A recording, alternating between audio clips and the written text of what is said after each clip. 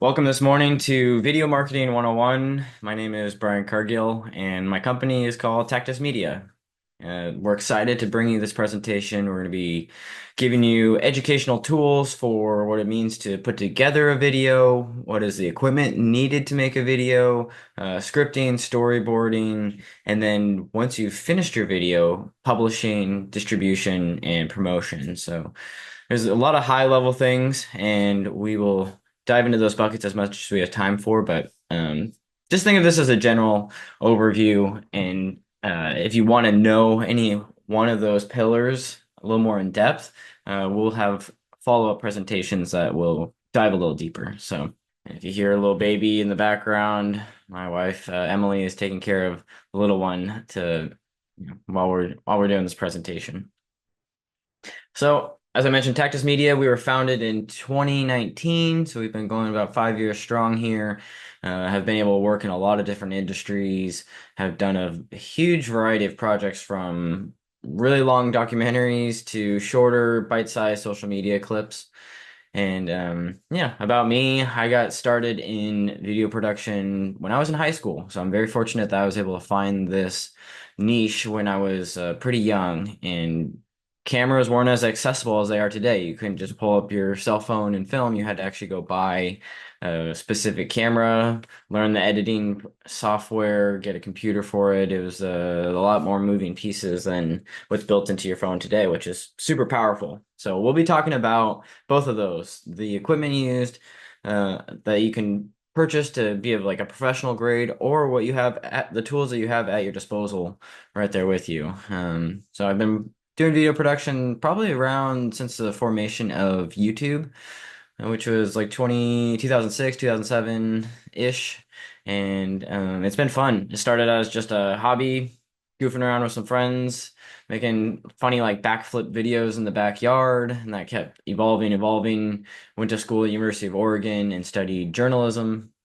And there I was able to really refine the skill set, learn how to be a good storyteller through a journalism degree, and then went into the workforce, spent a few years in corporate America learning on the just like how systems work, the processes, just being a part of a bigger organization. And then I branched out on my own, started my own company, and was able to take all of that knowledge from the last 10 years and apply it to not only that industry that I was working in, finance, but I was able to apply that to a whole group of other industries. And on the next slide, I'll dive a little deeper into that. But just a general agenda overview. We will be talking about brand, because you can't talk about video marketing without brand. And I always enjoy just like what that means for a company, what it means for an individual, understanding brand. And then we'll talk about the equipment, pre-production, because it's a lot of times it's easy to just, hey, we want to just start recording, but if you don't put in the forethought, you're going to spend a lot of time wasted on set or the day of filming. So the more prep you can put into it, the better. Finding that balance of not becoming overwhelmed and allowing perfection to set in. But yeah, there's a balance, there's a cadence to all of this, and then where to set up, how to set up, what to look for, and then we're going to play out a little scenario, and then film and editing, just that process, publishing the video once it's done, and promotion, and then I'll open it up for questions, and then there's a series of presentations that are coming up in the future that I will show a slide with those dates on there. So a little more about us before I start really diving in here. I'm really proud to call these our past clients. Tillamook, well known for their cheese, ice cream, dairy products. Par Lumber, they're a construction building consumer company here in Portland. Postmates, deliver food. You got Archiform, which is an architecture firm here in Portland. Dairy Mart, which is kind of like your 7-Eleven but more localized.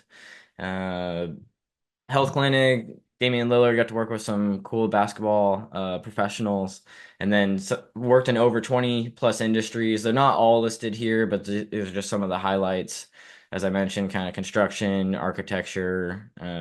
Ones that we've spent a lot of time in are like professional services, education, um, healthcare, nonprofit, environmental sustainability. Some of these really, there's some jobs that are you're helping kind of move the needle, the bottom line, and then there's some that you're helping make an impact on the community. And so video is a great way of being able to do that. All right. So who are you? So audience here, you have a personal brand, and then you're familiar with public brands such as I don't know, the first things that come to mind for me right now are like Coca-Cola. uh what are some really consumerist ones? McDonald's, Dairy Queen, Microsoft. You start thinking about these really Boeing, some of these really big name brands. But then you have a personal brand. You have all the things that represent you. What's your footprint on the internet? What is your interactions? What's your network, your circle? Because as a person, you have a brand. And I like this Jay-Z quote. He's like, "I'm not a business. I'm a businessman." So you're thinking beyond just always thinking that of yourself as this representation that reaches beyond just I don't know. You're not just going through the world. You actually have an impact. You have a footprint that's out there.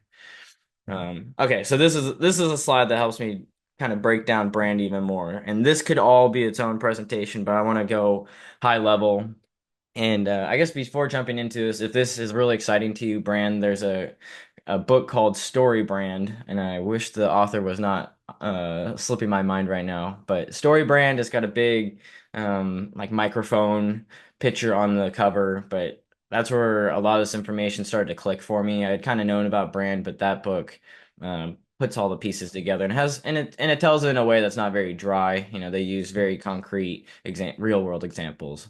But the first bucket here is culture. What is your ethos? What are your morals? What do you stand for? What are the things that are important to you? What is really valuable to you? And I think we've seen in the last few years here how much this is more of an impact for the general populace. Like people want to know, what does Coca-Cola think? Like, who do they support? How do they stand like politically? Where do they stand just in acceptance of others and any of those things? And people are now buying from brands that resonate and align with their own values. Whereas that might not have been something that was at the forefront before. Maybe you just bought Coca-Cola because you liked the product. But yeah, that's really important to people. And then what are your systems in place across your company? What have you put in that makes it either easier or harder for consumers to interact with you? And then language, how do you talk about yourself? What words do you use? I know within certain industries, they have buzzwords that are just specific to that industry to describe themselves. And so those are all part of, that culture bucket. And then these other ones are more how we interact with the brand. So it's like, what graphics do you have? You got a logo, you got a brand mark. So if you don't have, you know, like think about the Coca-Cola. I'll just use them, I guess, throughout this presentation. But Coca-Cola, you think of their text, it's kind of like that looping descriptor, but they have, without the text, you would still recognize them by the swoosh of their writing style and whatnot. And that would be like a brand mark. They're not the best because I think they normally always have Coca-Cola like writing in there, but you usually have, your logo, you have the text, and then what is a mark that would stand alone if you didn't have any of those that would still make you recognizable. So you kind of have those three, and I don't have them written there, but it's just logo, brand mark, and your title. And then the next one is style guide. So what are the colors that you use, fonts, and these all kind of make up your brand. And then what icons do you use? Iconography is huge. Lately, it's been like the line style of icons is how represent your brand, and that's evolved over time. Whereas it used to be more illustrative, very in depth, maybe cartoonish, and now it's becoming more simplistic and more refined. Text. What is written about you? What is your writing style? And initially, people are going to see that on your website, and they're going to start reading whatever text you have on there. For me personally, we're a video production company, so I kind of lean less on text and more on just having videos showcase what we do. And then another way to represent yourself is through the writing they use in a newsletter. Um, and that's a good way for showcasing personality and what are some of the buzzwords that are within your industry and reinforcing those. And then a blog post is a little bit more in depth and lives longer than a newsletter, very similar. But these are just the different pillars that help represent your brand and represent who you are. And then you can see the next two buckets here, audio and imagery. Audio can be as long as a podcast or just the audio stripped away from a video. That's just a way for people to listen in. And something that I wish people did more of, but you don't see as much, is actually just reading your blog post. And so that way, people that are maybe sight impaired, they can listen in and still get the information. So it's just trying to meet your audience where they're at and having these pillars and ways for people to interact with you. And then imagery, what photos are used. I think stock photos become like the standard on a lot of these websites, but having something personal, really showing real people interacting, engaging. What kind of visuals are you using? Having these all within the same wheelhouse and having them not look, super jarring or super different. And then there's kind of the abstract imagery, which I would say in some of the professional services, using abstract imagery becomes more popular.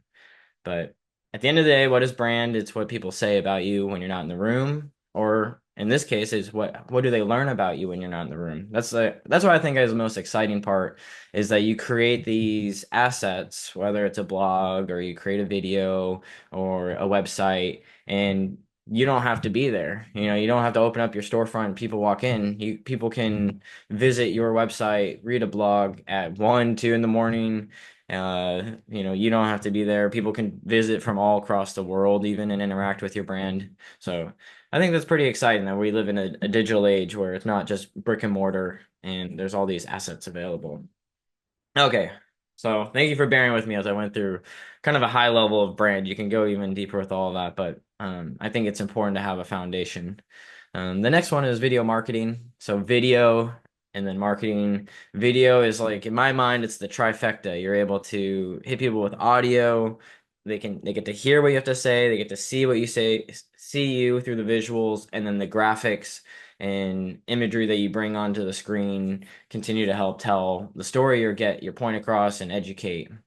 Um, yeah, it's a very compelling medium, whereas maybe a blog, you're just reading, podcast, you're just listening, but this brings together many different elements. So you're getting to get the information 3 times over, which creates for engagement. For on this next one, people, click a button, you click the play button, you get to sit back and you get to watch the video, and then I'm sure some of you in the audience are similar to me. Like you're watching a video on Instagram or something, you pull up the comments and you want to see what other people are saying about the video, and it starts to generate this whole conversation. And it's long tail. So what I mean by long tail is that you can create a video, and it may not have success right away, but you let that live on the internet for 2 to 3 years, and it starts to build traction, and so you start to um, reap the rewards of your efforts much further along. And you can do some things to speed that up. You can do, and we'll talk about that later on. You can do some advertising. You can share it among your network. You can put a video into your newsletter if you have a lot of followers, and those will all enhance it. But I like to think of it as a long game. That it's not just going to have overnight success, but if you build things right, you won't have to build it again in the future, and it'll continue to go. Yeah, and then the other part, video is emotional, especially the videos that we're going to be talking about today, where it's mainly talking into the camera. So people love to see another person talking. Like I think of a YouTube thumbnail. You'll click on a video thumbnail that has a person's face, and they're very expressive and very emotional, or they have some kind of emotion, happy, sad, um, scared, any number of things to get people to click. But it's a good way to showcase personality. You can get some personality through a blog or a newsletter. You can be fun and tongue in cheek kind of things, but to really be on screen, on camera, people are like, oh, okay, this is a real person and not just a brand mark, some logo. It's just some faceless entity. And then the next one is it's passive education. You just press the play button and it does the rest. There's no barrier to entry, like being able to read or I don't know, understand graphics within a certain industry. You just play it and it's doing a lot of the heavy lifting for you. And then you can watch it again and again. Bonus part about video, and we won't dive into this as much in this presentation, but I like that you can take one video and from that create multiple assets. You can take screenshots from the video, which can be their own thing.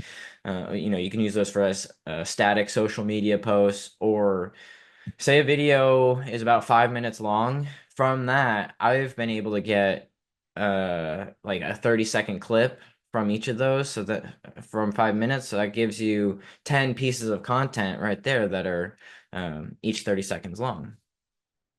And then the other aspect, marketing. So you can make a video just to make a video. I talked about earlier, like with my buddies, we were making like backflip videos in the backyard, but they weren't intentional. There wasn't a greater strategy behind them. So the marketing aspects is how does this play into the things that you're already doing? So we've talked about text, we've talked about audio. Is it playing into those? Is it aligning with your overall strategy? And so sometimes that's videos connecting to other videos. That's sometimes a video, we're going to talk about this later, but a call to action. Is your video telling people to go to a website? Is it telling them to donate? Is it telling them to buy a product? Does it have an end goal in mind? And then marketing is like distribution, promotion. Where is it going to live? And then how are you going to promote the video for it to get traction? And feel free to chime in anytime, try an audience if you have any questions but a lot of this I think I'll kind of reiterate and just keep diving deeper. We're just starting at the top of the funnel and working our way down. But yeah, equipment. There is consumer grade and professional grade. And these are the four buckets that I think of is camera, audio, lighting, editing.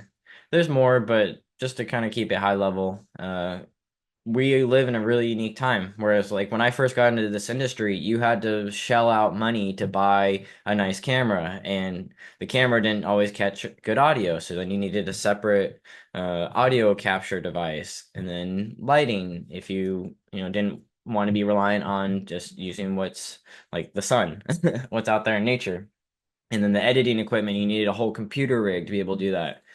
And I think you'll see from that top line here on the consumer grade, it's a cell phone. Like today, you have a lot of those things built into your phone. Here we are 10 years after, I graduated and joined the industry. But yeah, you have right there in your pocket a camera that's pretty good on your phone.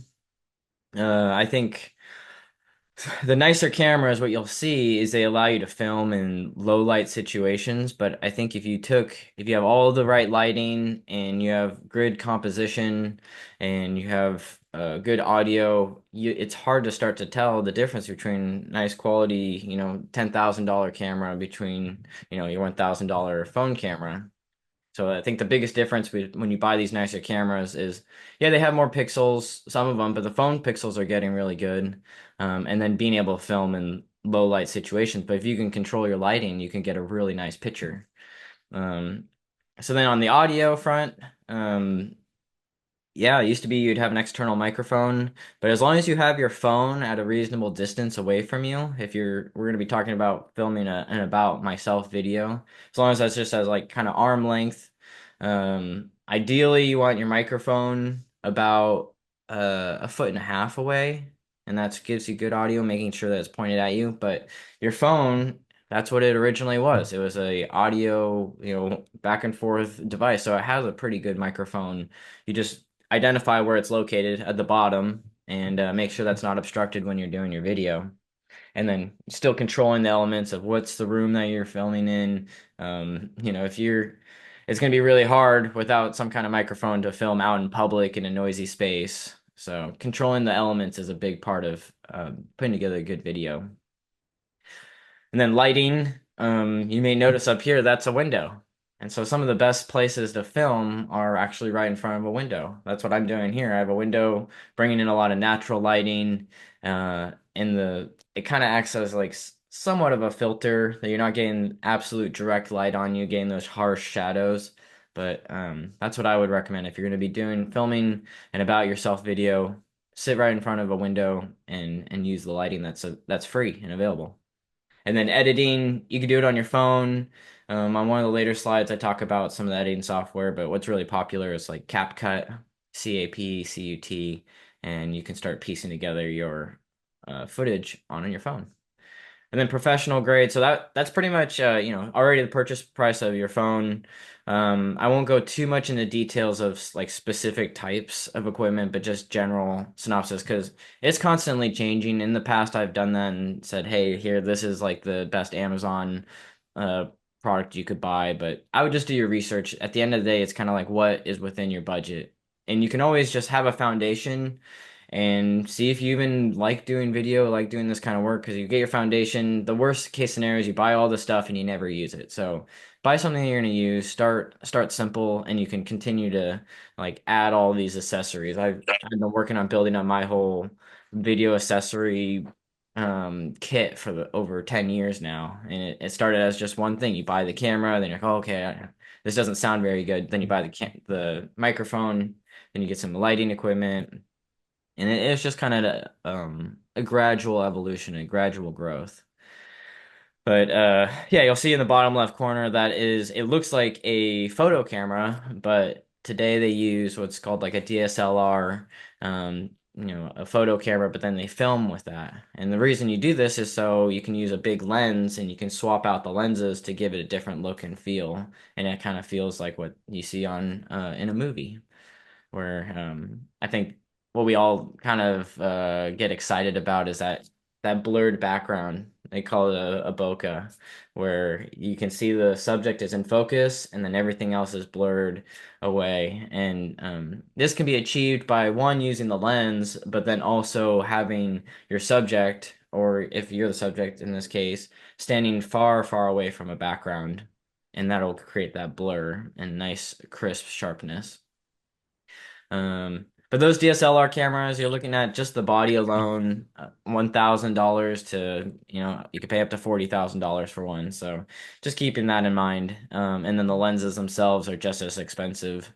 Um, but yeah, you can kind of go down the whole rabbit hole. I don't want to like overwhelm people that are just wanting to learn about general video marketing. I would just say, get your feet wet. If you find that you have a passion, keep going with it. But at the end of the day, don't let these things hold yourself up because it can be a lot of info and a lot of different things to be considerate of. And then microphone, using an external mic. For this presentation, I'm actually using what's called like a Yeti mic. I think I got this for a little under $100, but not super necessary. There's a lavalier mics that you can get for $20 that'll plug into your cell phone. That'll plug into a camera, and a lav is just like it's a little tiny. You've probably seen it, like newscasters and whatnot. They'll have it on their the collar of their shirt, and the reason they do that is because you're nice and close to the audio source, your mouth. That's only about I don't know, a couple inches difference from your collar to your mouth, so you can record in a lot of different spaces. So we talked earlier about like if you're in a noisy place, you can actually record in a pretty crowded place with a lavalier mic because you're nice and close and protected. But yeah, microphones, each of these are their whole industry. There's people that just focus on cameras, there's people that only focus on audio because you can really dive deep on those.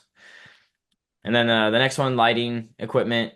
You can get some nice stuff on Amazon, $500, $1,500. It just depends on how much you want to spend. But again, it's like controlling these variables. So if you want to film at nighttime, yeah, you're going to need a lighting kit. But if you have flexibility and can film at the morning, right now would be pretty ideal, kind of early morning, and then or early afternoon. Those are good times to film, just using the free resources of the sun. And then editing, having a nice editing setup. I use Adobe Premiere. There's a lot of different ones. There's DaVinci Resolve, Sony Vegas, Avid. Yeah, there's a lot of different Final Cut. And so it just depends on one, I would just say budget and what you're willing to learn. They're all becoming similar to each other, just kind of that for that consumer level where you can just drop in your footage and start working right away. So yeah, I would say there's definitely a learning curve. You can't do it overnight, but so something of a blend. I would say if you're just new to video marketing, start with the consumer grade, and then you can always upgrade to some of this professional stuff. Brian, I want to make a comment on that. Um, Yeah, if you yeah, go for it. if you don't mind going back to the last slide. Oh, sure. Um, yeah, I mean, I just want to double down on what you said. For the consumer level, I don't think a lot of people realize just the amount of technology updates that some of these applications, social media applications such as Instagram and what you have on your phone, the tools. Me being a small business consultant, if you will, I'm very impressed with just Instagram's essentially become an editing software now, right? And Yeah. and and I'm not entirely sure how much you've gone into all the updates with the product, but you can make a really quality short clip video just using built-in software from Instagram. So I just want to make that comment. I've definitely done that with my clients, but I encourage people to check out what you have, and then make some good content. Yeah, that's a good point. I have dabbled around in Instagram, whereas like you can add in transitions, and then they have a whole database of music. Yeah, all of these things used to be kind of you had to search the internet for all those different components. So like you do editing, you'd find music somewhere else, you'd need to find graphics somewhere else and bring them all together. But Instagram has a really vast library. Yeah, it's a good tool, and they've become more robust and they're becoming more of this video editing software, which is so interesting because it started as a company that was just like, hey, here's just stills and photos. Because the bandwidth and the resources needed to do video used to be way more challenging. And Mm-hmm. yeah, it's becoming yeah, much more compact. Um, and then yeah, doing it native within Instagram, I'm sure there's some advantages where they kind of like recognize the video was made using their software and they have a whole algorithm versus like me, for example, I stick to what I know, and so I'll build the video in my own software and then drag it in there, and it has a different look and feel, but yeah, it's just different. But Yeah, yeah, there's definitely pros and cons for both, or not necessarily yeah. cons, but yeah. Yeah. There's an upside to it, and I think for the average person, that didn't go through all these, schools of video editing and whatnot. Like that's so much more convenient to just, pull up the app and then it kind of guides you along through the process. I think even I noticed on Instagram it'll be like, hey, you uploaded all these photos. Do you want to make this into a video thing? You're like, oh, Mhm. okay. Like so the suggestions are there within the app as well. Yeah, absolutely. All right, so here's some considerations for like when you're filming. Composition. So this is its own deep dive, but are you going to be filming vertical or horizontal? And this is mainly kind of with your phone. Are you going to be filming up and down, or are you going to turn your phone to a 90-degree angle where you're able to see more of the horizon? And that comes back to where is this video going to live? What is the main purpose and goal of the video? And then the next is, are you at the center of the subject, or is the subject in the center, or are you off to the side?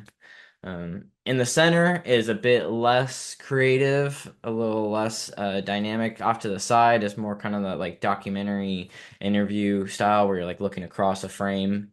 Um, Keep that in mind, yeah, looking across the frame versus looking like with your eyes outside of the frame. But looking across is very important. I don't know, it creates like this space that's this natural space within the video of what you're watching. But I think for a lot of the people watching this, you're going to be doing a vertical video right in the middle, talking to the camera directly, and that's fine. There's a kind of a time and place for all of those.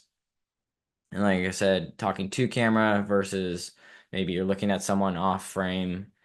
I'll try not to go too much into there's a lot of jargon out there, so I'll try to just keep this simple. But um, yeah, if you're looking right at the camera, making that direct contact with the audience versus if you're going to be, um, you could look at some notes or whatnot and be talking, but it doesn't have quite as a direct impact. I feel like when I see someone looking right into a video camera right at me, you feel like they're having a conversation with you. So it's just kind of a time and place. These are just things to think about when you're doing your first video. Lighting, what is the light source? So using I'm gonna try to keep this as much to like what are the tools available to you?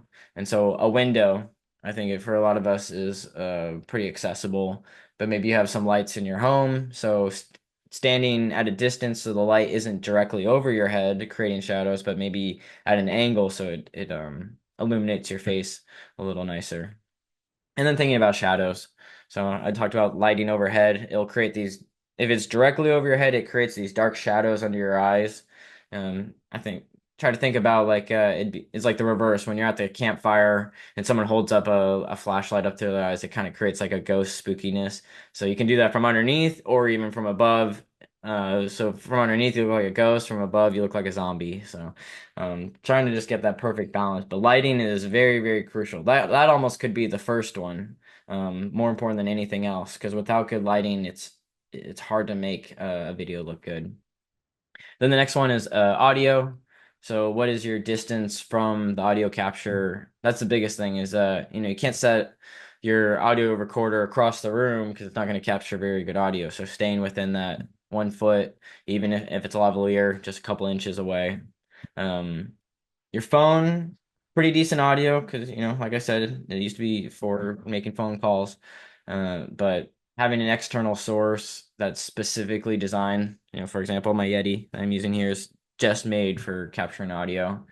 And then there's some of them have different settings. There's sometimes settings for omnidirectional, which is captures everything, and then there's unidirectional, which is just a specific angle that you're trying to capture.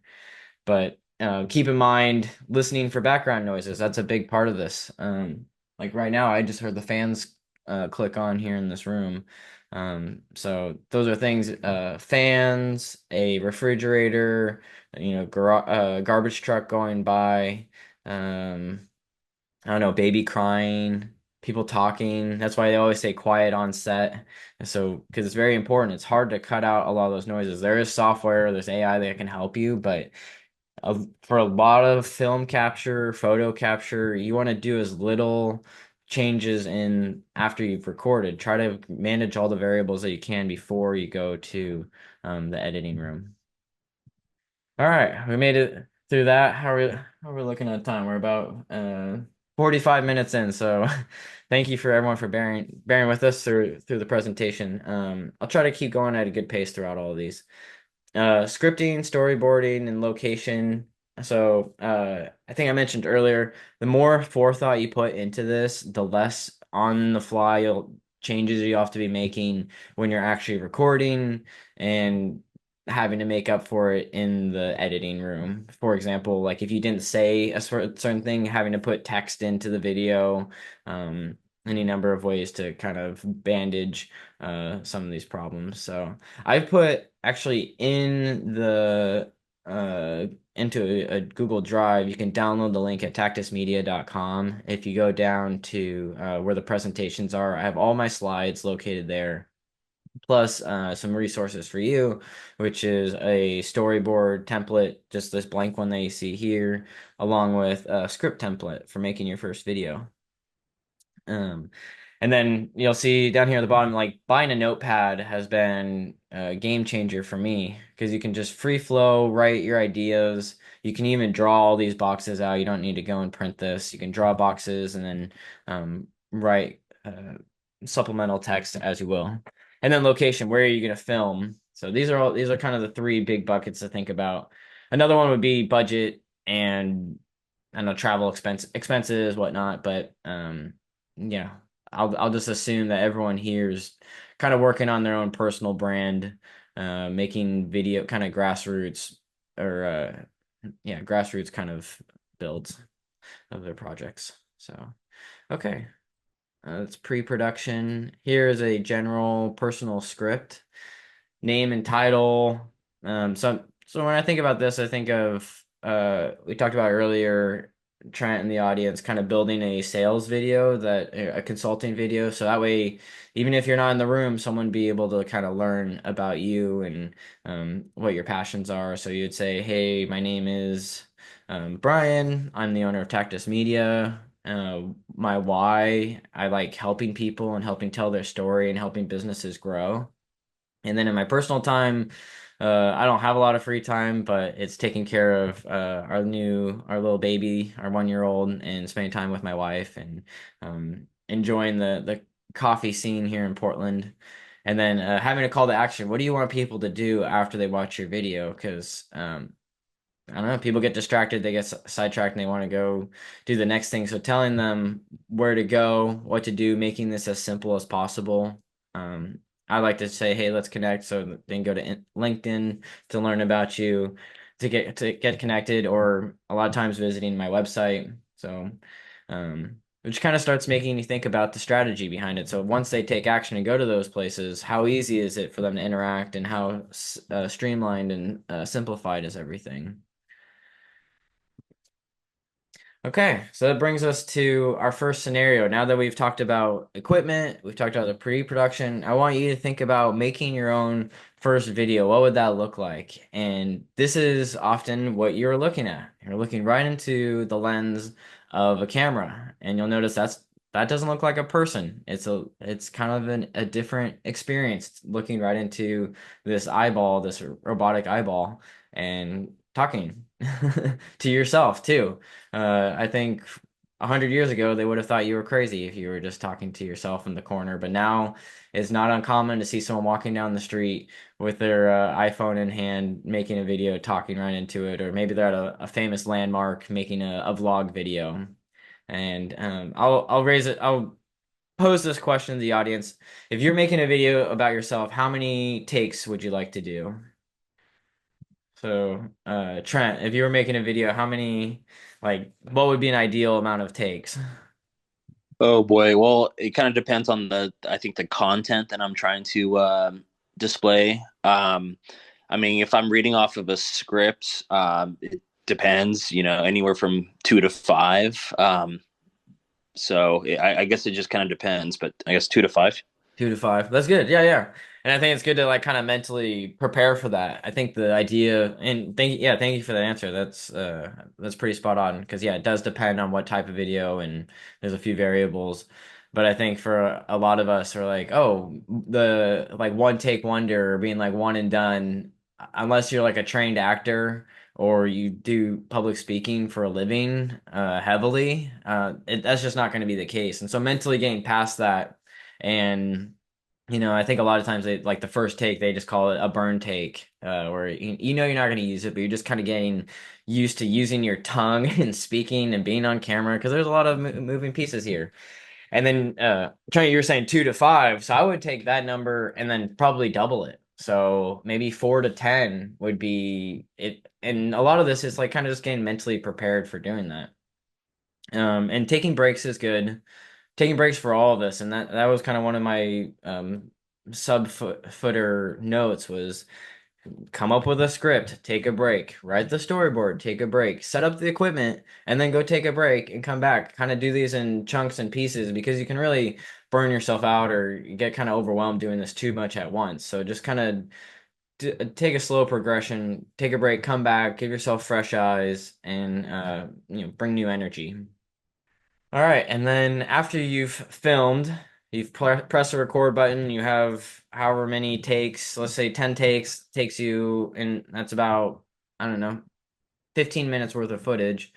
Then you'll come to the editing room and it'll look something like this. And this picture's a bit pixelated, but that's okay. You get the general idea. This is like what a typical edit looks like for me, where you have many layers of um, B-roll shot. They have different. There's A and B-roll that you can go down the rabbit hole of that, but there's just different types of footage shots and graphics, imagery over the top, and then underneath you have the audio files that go in sync because audio, video, and visuals and audio are two different things, and getting those aligned is important. And I would say if you're gonna do, I would say my internet is a little unstable, so if I drop out, There'll also be a recording of this that I'll make available later, that you can kind of watch anything that gets missed. But I would assume if you film, yeah, 15 minutes, give yourself 3 to 4 hours to edit that because you're now listening for the best take. You maybe get inspired to add footage over the top of your while you're talking about something, showing visuals, and then maybe even giving yourself time to add in captions. But it's a multi-day process. Maybe one day is a film day, and then the next you're editing, and then the day after that, then you're doing publishing and promotion, and not trying to get it all done in one day. I think other medium it might be easier to do that, such as or other media, such as like you could write a blog post, publish and promote all in one day, depending on maybe it's a 300 word blog post, maybe making a graphic, or you can do photography in a day and edit. But video is kind of this longer slog where you just anticipate many days of working on it.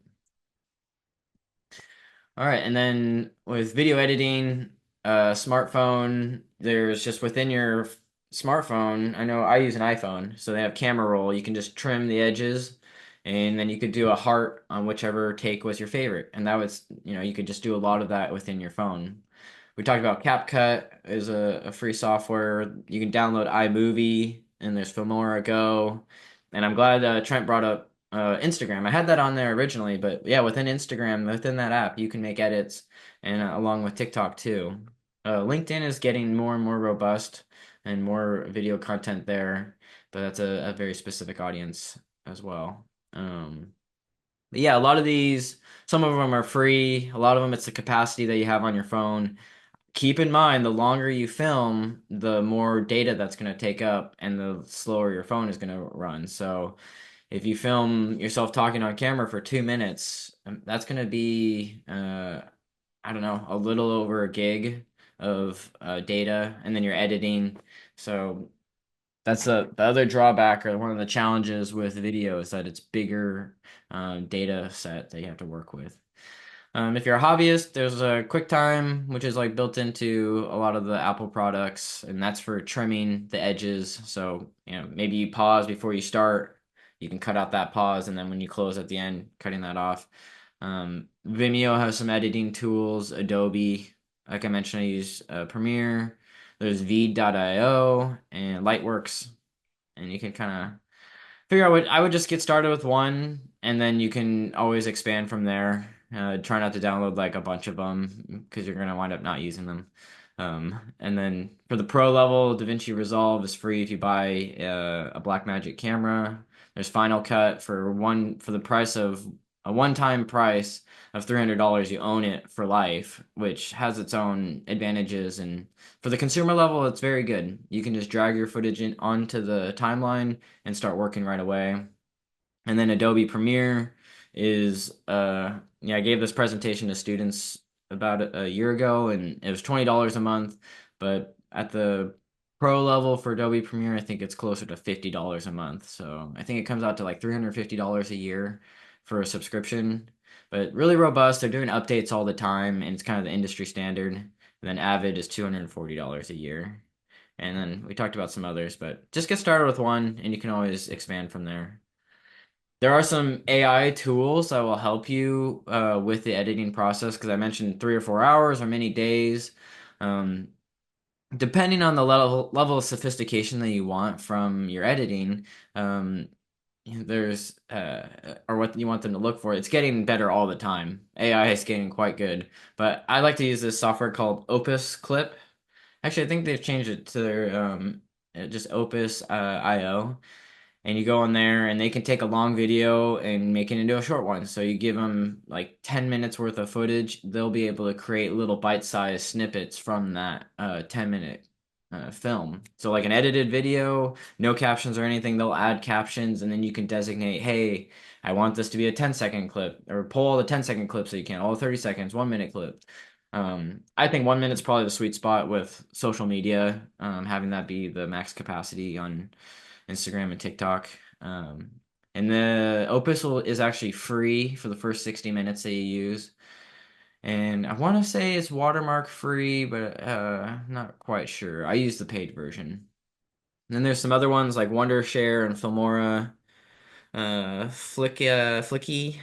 I haven't used these other ones, but they are other options as well. But some of them they'll have like a watermark that they add, or maybe they only give you a certain resolution. So like Flicky, it's 5 minutes at 720 p, which is not really industry standard anymore. Anything less than 1080 p is not really worth it because you have 5K video now, and um, unless your this is where the kind of the trade-off is if your content is really good, you can kind of get away with any kind of quality.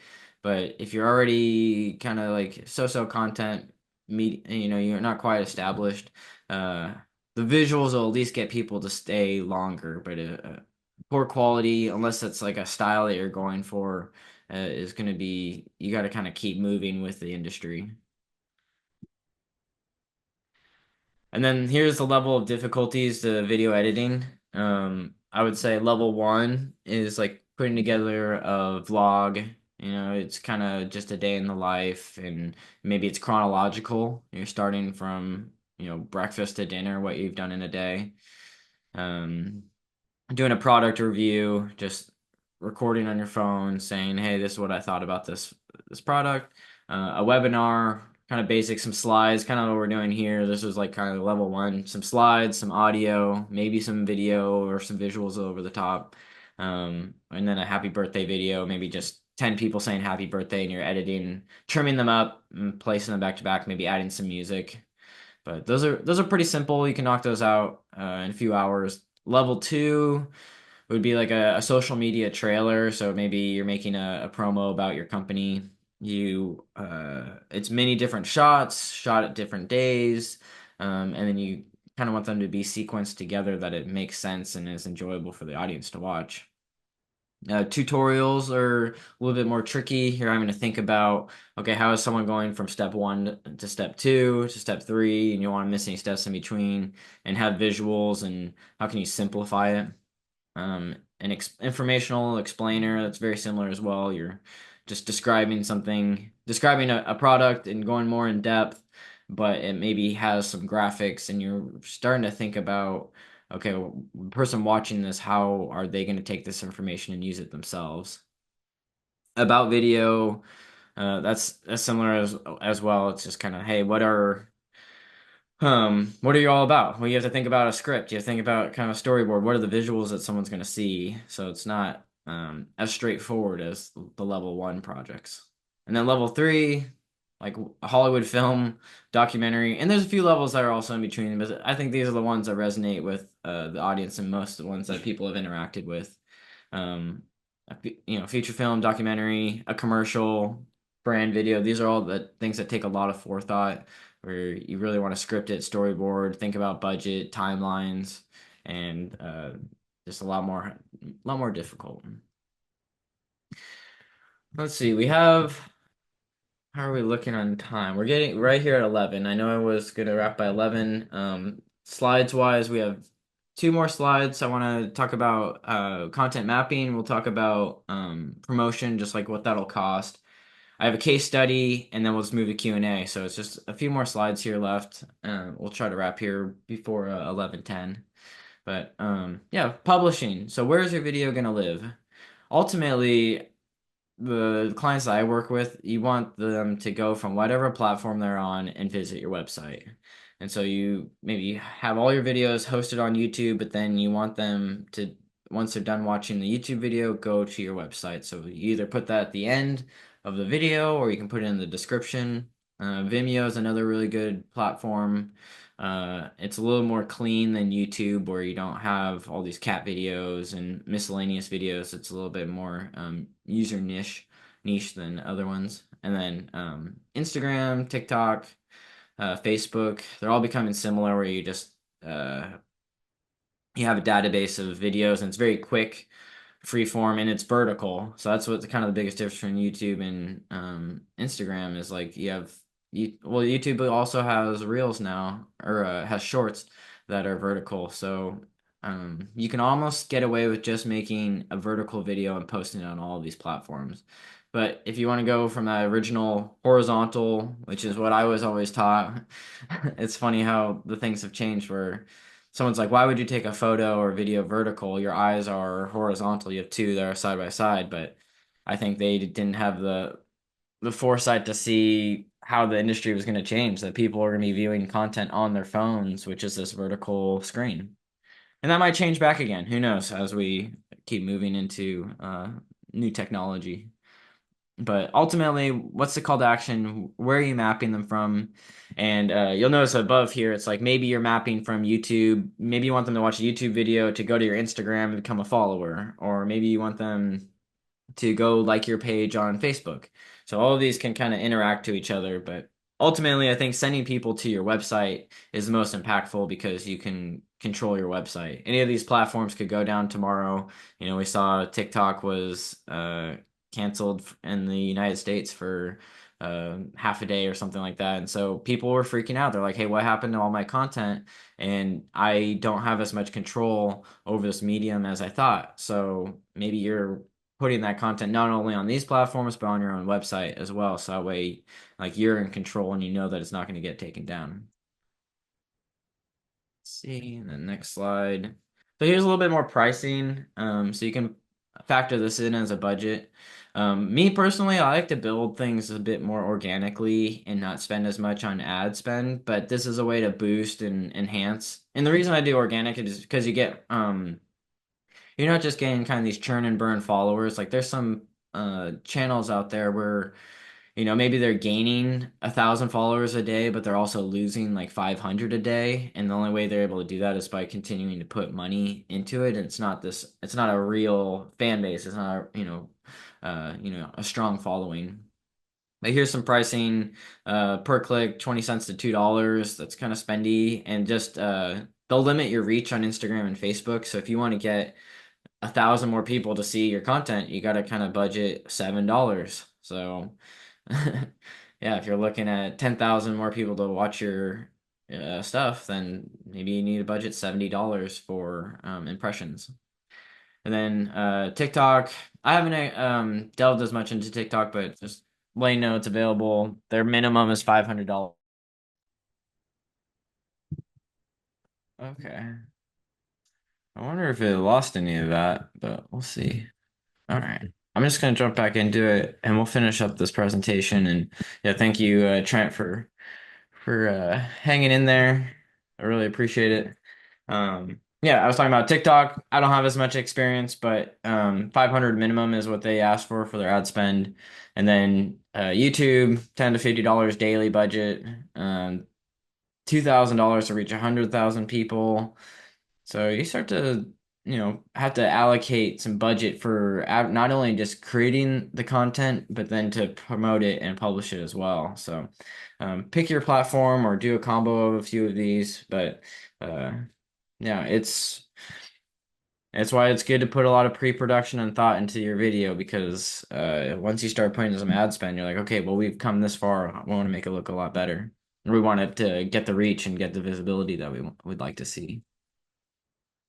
Okay, so here's a quick case study by this is a gentleman named Steve Mersil, and I worked with him on this campaign called Biz in Motion. So what he was doing is he rode his bike from the West Coast to the East Coast, and we documented along the way. I was at home, and he had a videographer sending me footage. They were editing the footage on the go, sending it to me, and then I was publishing and kind of being their liaison, their extra support. And I would say YouTube was kind of the data, the home base for all of this. That's where all of the videos were hosted, but then those were reflected on his website. So you could go on his website, watch the YouTube videos, and still be able to donate, interact, and learn more about his journey. And then the little bite-sized content along the way on Instagram we promoted. And then I would take all the audio from the videos and put them onto a podcast so people could listen along the way because he was interviewing. I guess, yeah, not only was he riding his bike from the West Coast to the East Coast, but it had an entrepreneur element where he was interviewing business owners and learning about their story and really fascinating stuff and really content rich. And it was a cool way to, this is just showing you how all these different platforms can plug and interact with each other and work together. So maybe someone's on the YouTube and you can see here where it has the icons for Instagram and Facebook. So maybe you go from his YouTube to Instagram, but then it also has the link on his Instagram to go to his website. So these all, it's just like how people are taking their journey and interacting with your content, and then where do they eventually end up. But his end goal was to not only generate awareness, but was to get some donations and help support and fund this ride. But yeah, it was a good campaign. We about a think we did it over the course of about 4 months, which is actually sounds like a long time, but it was relatively short. I would consider if you're building out something of this caliber, give yourself a year or two and really start to develop, and you'll start to see some traction. And I think the people that try to build things fast, they fall down fast, and they say or like a fence that is built fast falls down quickly. So spend your time really take your time building all of this out and give yourself that window. I think a lot of people, they start a company or they have a product and they're like, oh, it's not selling in the first month or two. Well, give yourself a long time to be able to allow that to grow and develop, because it doesn't happen like an overnight success. It usually didn't happen overnight. They were building it and for a long time. It just happened to get buzz in maybe a short span of time. Awesome. So, yeah, we're getting close to the end here. I would say my challenge to you is to film your own video. It could be scary, it could be daunting, but I think you'll learn a lot along the way. Not only just what thought process goes into a film, but what's it like being in front of the camera? Like, what's it like looking into that camera lens? And so, just some follow-up points is, find that space, determine where you're going to film, have your key points. You can script it out word for word, and I think that kind of does a disservice having it word for word, because if you miss one word, you're gonna stumble completely. Just have your key points, like what's your intro, what are the three things you want to talk about, and then a closing, and then press record. And then, like I mentioned, you can record it. You don't even have to edit the same day. Record a whole bunch, put it away, come back the next day and see what you got, and start working with your footage. And yeah, it's just like a whole learning process. It doesn't get done in one day. And even if you don't, well, you can use the video, put it on, like if it's an about video, put it on your LinkedIn, put it on your website, put it in your email signature. Maybe you have a personal YouTube channel. Those are all places where it can live, or just it's a good exercise to give you an understanding of what it takes to be a film person. What are these videographers thinking? How do they make their projects come to life? And I think it's a really good eye opener, because we see so much content out there and they make it look easy. It's like anyone that's at the highest echelons of what they do. Like you see someone with a really great golf swing, you're like, oh, golf is so easy. But it's very misleading, because once you actually are in front of the camera, getting it all set up, you're like, wow, gives you a whole appreciation. There's a lot that goes into this, and it's not something that happens overnight.